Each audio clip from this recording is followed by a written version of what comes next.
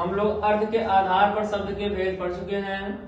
एकार्थे, अनेकार्थे और पर्यायवाची और विलोम शब्द। अब देखिए एक है क्या है, श्रुति सम भिन्नार्थक शब्द किसे कहते हैं?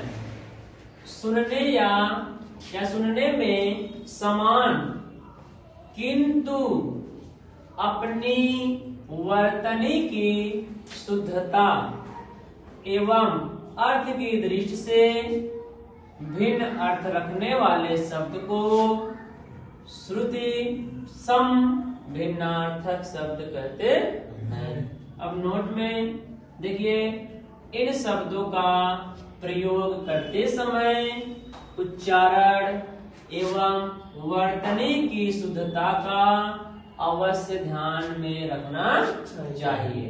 जैसे नीर, नीर, यहाँ र है और यहाँ ड़ है, तो नीर मीन्स होता है जल और नीर का अर्थ होता है घोंसला। अब एक है आचार, एक है आचार, ठीक ना। अब देखिए शब्द और उनके अर्थ भी हैं।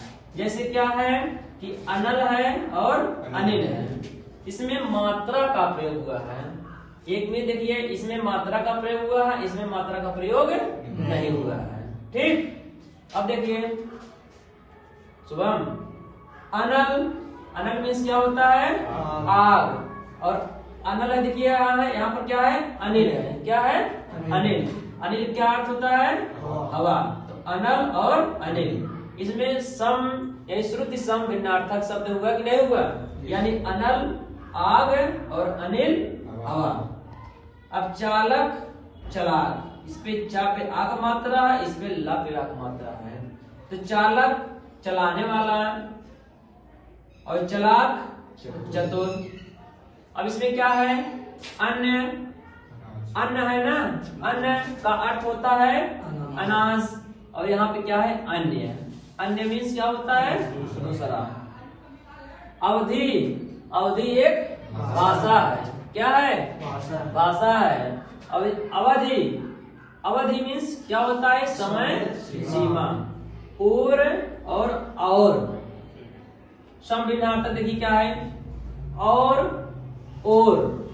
का अर्थ क्या होता है? तरफ, और का अर्थ क्या होता है? तथा। अब देखिए है ना नीर, नीर और नीर। नीर का अर्थ होता है पानी और नीर का अर्थ होता है घोंसला। तो नीर का अर्थ क्या होता है? घोंसला। और मूल्य दिया है, फिर मूल है, मूल और मूल्य। मूल का अर्थ होता है जड़ और मूल्य का अर्थ होता है दाम। शाम, श्याम, श्याम, शाम। श्याम का अर्थ होता है काला और शाम का अर्थ होता है संध्या। समान, सामान, समान, सामान। समान का अर्थ क्या होता है?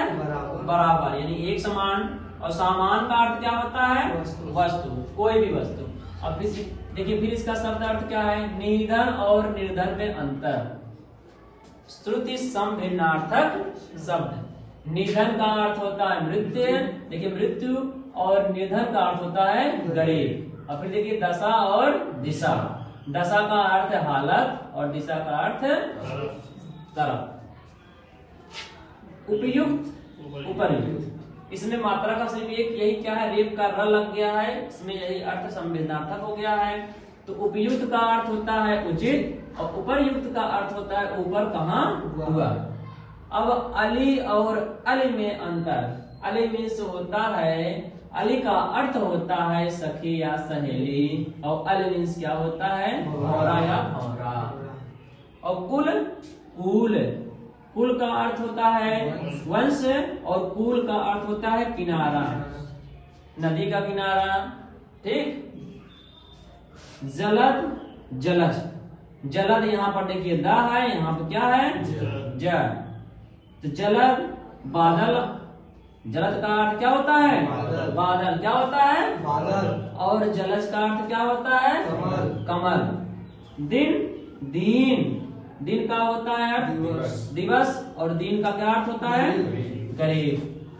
अब देखिए यहाँ पर भुवन और भवन सिर्फ मात्रा का फर्क हुआ है। श्रुति सम भिन्नार्थक शब्द।